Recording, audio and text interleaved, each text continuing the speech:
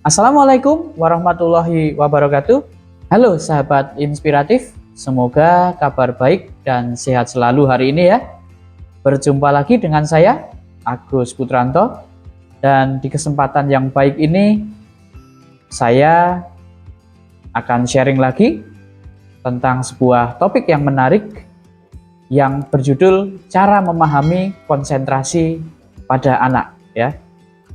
Mengapa ini penting saya sampaikan? Karena orang tua ataupun guru gitu ya berdiskusi dengan saya dan menyampaikan bahwa banyak anak yang ketika belajar itu mereka tidak bisa fokus dalam waktu yang lama, dan sehingga ketika mereka tidak bisa fokus dalam waktu yang lama, lantas mereka mendapatkan label negatif, misalnya anak hiperaktif atau anak yang ADD, ADHD, dan lain sebagainya. Dan label inilah yang sebenarnya menjadikan mental block bagi anak atau menjadikan penjara mental bagi anak, sehingga mereka merasa demikian. Karena seperti yang saya katakan sebelumnya, bahwa orang tua adalah figur otoritas bagi anak, sehingga apapun yang dilakukannya, apapun yang dikatakannya, ini akan dipercaya oleh anak dan akan masuk ke pikiran bawah sadarnya. Sahabat inspiratif, konsentrasi adalah kemampuan mengarahkan perhatian dan pikiran kita pada satu kegiatan tertentu dan dalam kurun waktu tertentu. Nah, secara sederhana bisa dijelaskan bahwa acuan usia itu sama dengan menit, sahabat inspiratif. Misalnya anak usia 4 tahun, ini kemampuan fokusnya atau kemampuan konsentrasinya dalam kondisi normal ini selama 4 menit.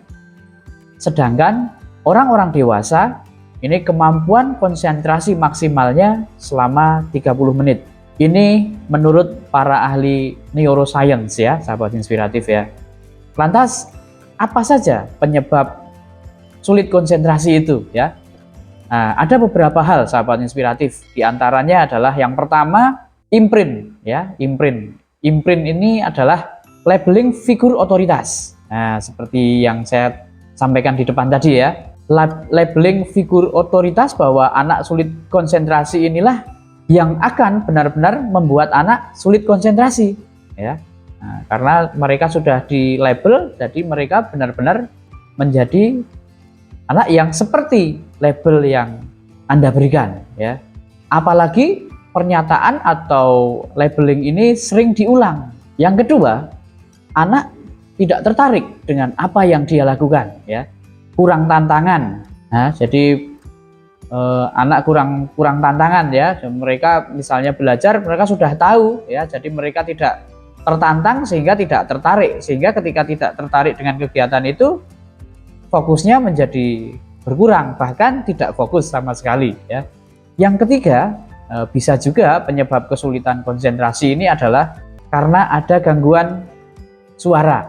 Gangguan bisa juga karena gangguan anak lain dengan gaya belajar yang berbeda. Nah, ini menarik sahabat inspiratif. Jadi kita perlu juga memahami gaya belajar anak ya.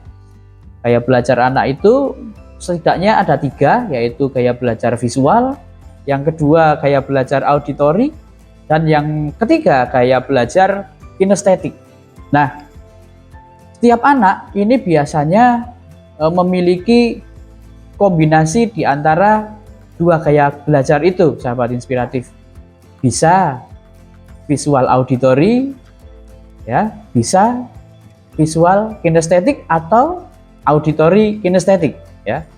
Anak yang ketika pelajaran bisa duduk dengan rapi, menyimak, itu biasanya anak-anak yang kecerdasannya visual ataupun auditori. Sedangkan anak-anak yang gaya belajarnya kinestetik, mereka lebih bisa menerima pembelajaran, lebih bisa menerima ilmu dengan cara bergerak.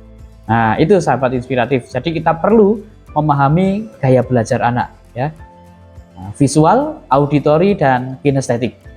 Penyebab kesulitan konsentrasi yang berikutnya adalah kelelahan ya. Karena konsentrasi ini membutuhkan energi yang besar, sahabat inspiratif. Yang berikutnya, kesulitan konsentrasi pada anak berikutnya biasanya terjadi karena cemas ya. Karena ketika anak sedang cemas itu gelombang otak yang aktif adalah gelombang beta tinggi ya, high beta ya.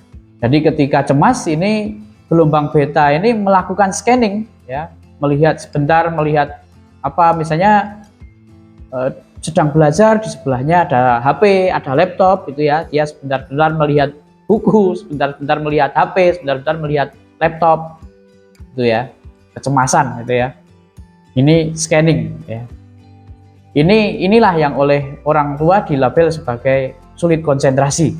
Nah, sahabat inspiratif, kita sebagai orang tua dan guru mestinya bijak ya dalam memberikan diagnosa tentang anak ini ya. Karena sebenarnya yang berhak memberikan diagnosa kepada anak ini adalah para ahli ya, tentunya ya. Bisa psikiater ataupun psikolog klinis ya.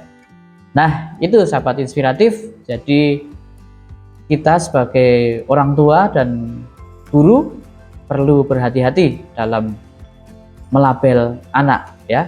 Oke, sahabat inspiratif, itu yang bisa saya sampaikan untuk sharing hari ini. Dan bagi sahabat inspiratif yang belum subscribe, boleh subscribe, share ataupun like video ini. Boleh juga memberikan komentarnya, atau boleh juga menyampaikan konten motivasi apa yang perlu saya sampaikan gitu ya. Baik sahabat inspiratif, terima kasih atas perhatiannya dan wassalamualaikum warahmatullahi wabarakatuh.